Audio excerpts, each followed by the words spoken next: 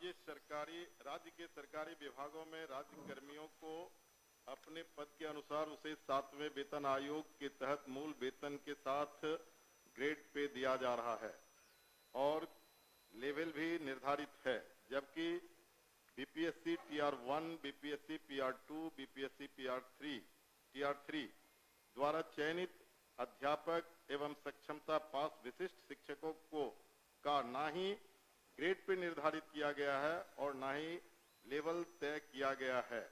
सिर्फ नियोजन के तहत वर्ग 1 से 5 के अध्यापकों को एवं विशिष्ट शिक्षकों को 25,000, वर्ग 6 से 8 के अध्यापक को 28,000, वर्ग 9 से 10 के अध्यापक एवं विशिष्ट शिक्षकों को 31,000, वर्ग 11 से 12 के अध्यापक एवं विशिष्ट शिक्षकों को 32,000 रुपया मूल वेतन दिया जा रहा है, जो 7वें वेतन आयोग से बिल्कुल अलग है, जिसके कारण भविष्य में अध्यापक एवं विशिष्ट अध्यापकों को 8वें वेतन आयोग के लाभ से वंचित रहना पड़ सकता है, जबकि उक्त शिक्षकों को भी राज्य कर्मी का दर्जा प्राप्त है।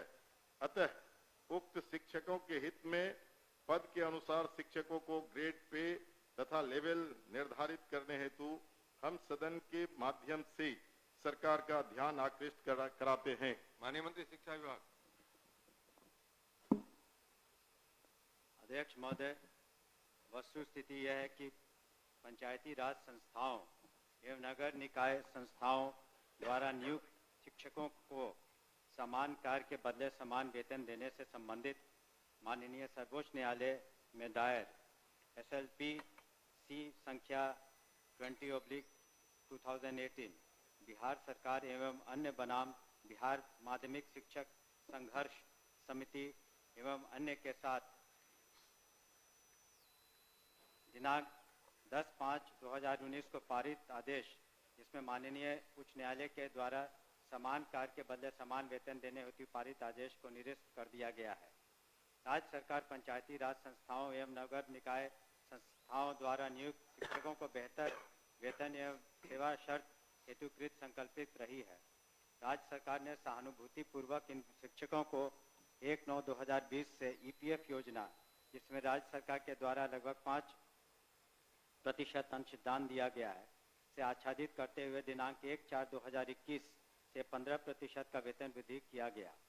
पुनः राज्य सरकार द्वारा स्थानीय निकाय शिक्षकों को बेहतर सेवा शर्त एवं वेतन प्राप्त हो के परिप्रेक्ष्य में बिहार विद्यालय विशिष्ट शिक्षा नियमावली 2023 अधिसूचित किया गया।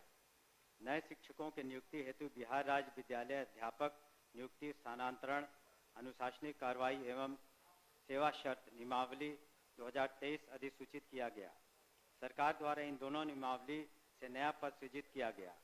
यह पद 7वें वेतन आयोग लागू होने के बाद सृजित किए गए हैं, इसलिए यह पद 7वें वेतन आयोग द्वारा निर्धारित पदों में सम्मिलित नहीं है।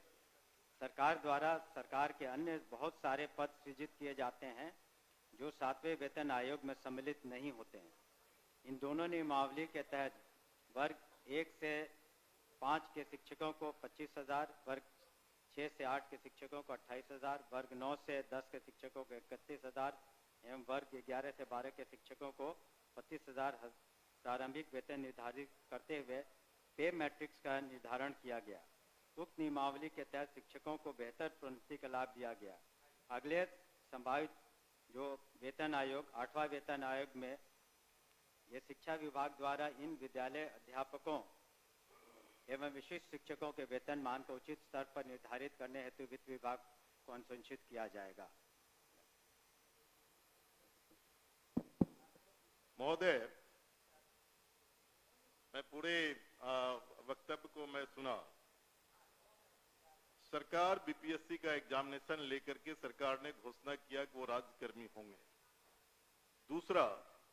दूसरी बात की सरकार ने ही घोषणा किया कि सक्षमता परीक्षा पास जो कर जाएंगे शिक्षक वो राज्यकर्मी होंगे। तो जब राज्यकर्मी होंगे तब फिर क्या औचित्य है कि आप उसको 7वें वेतन के लाभ से अलग रखेंगे, उस श्रेणी में नहीं रखेंगे? क्यों उसको राज्यकर्मी का दर्जा देते हुए और राज्यकर्मी की घोषणा करते हुए उस लाभ से सरकार क्यों वंचित रखना चाहती है? ये मैं जानना चाहता हूं। माननीय मंत्री। अध्यक्ष महोदय, इसमें जो विचार विमर्श किया गया वित्त विभाग से, ऐसी बात नहीं है कि सहानुभूति तो पूरी रखी गई। एक और आंकड़ा मैं पढ़ना चाहूँगा सदन के सामने।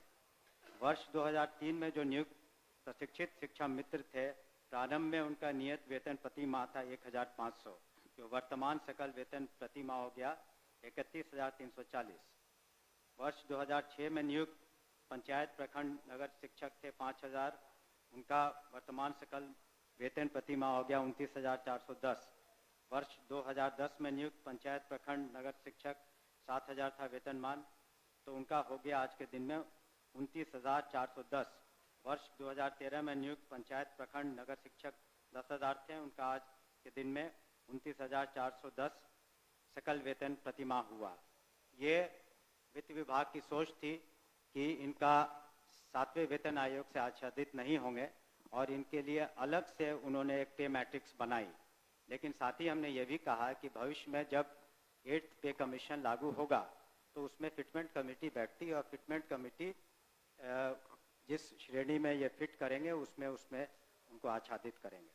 धन्यवाद महोदय। जो सरकार के द्वारा वक्तव्य फिर दोबारा दिया गया, ये पुरानी बात को दोहराई गई कि जब नियोजन इकाई, कई नियोजन इकाई थी, आपने 23 में उस तमाम नियोजन इकाई को भंग कर दिया। अब जिला स्तर पर नियोजन इकाई आपने गठित कर दिया, जितने जिला है उतने ही नियोजन इकाई है। और आपने, आपके फैसले से सरकार ने फैसला लिया कि अब तमाम जो पहली प्रक्रिया थी उसको हम समाप्त करते हैं और बीपीएससी से एग्जामिनेशन लेकर के हम शिक्षक को बहाल करेंगे और वो राज्यकर्मी होंगे।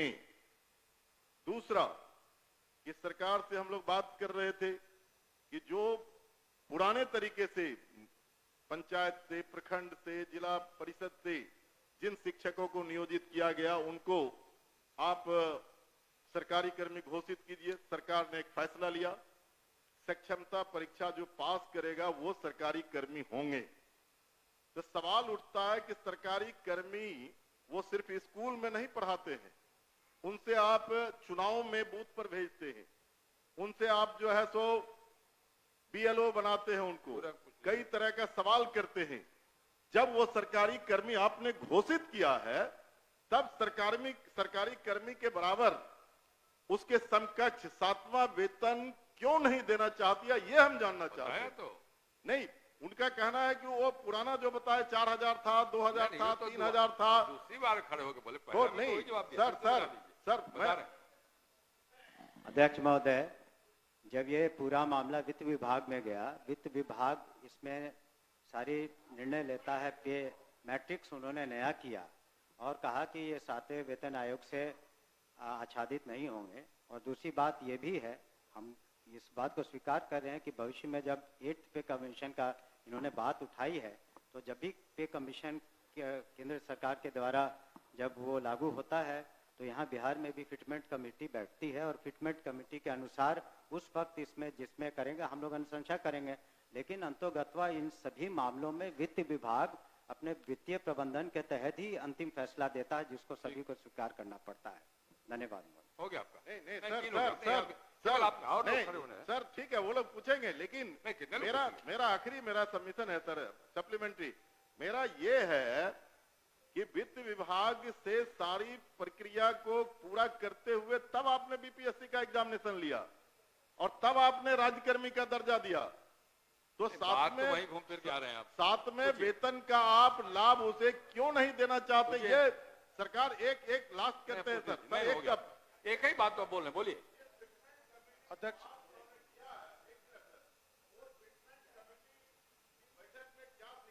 इन मुद्दों को रखा जाएगा, क्या तो रहे? हमने तो कहा ही कि जब 8th कमीशन का जो उसमें फाइंडिंग्स आएंगी तब बिहार में जब फिटमेंट कमेटी होगी तो अलग अलग विभाग का उसमें टेकअप किया जाता है, तो उस वक्त विचार किया जाएगा निश्चित रूप से। धन्यवाद। ओके। अध्यक्ष महोदय, वर्ष 2023 में नियोजित शिक्षकों को महागठबंधन की सरकार में राज्य कर्मी का दर्जा दिया गया था महोदय। और ध्यान जो शिक्षकों के हित में उनके पद के अनुसार ग्रेड पे और उनका लेवल जो तय करना है वो सरकार कब तक देने का विचार रखती है? यदि राजेश जी, देने का विचार राजेश जी, रखती है तो कब तक, नहीं तो क्यों? पूछिए, एक ही बात हो रही है।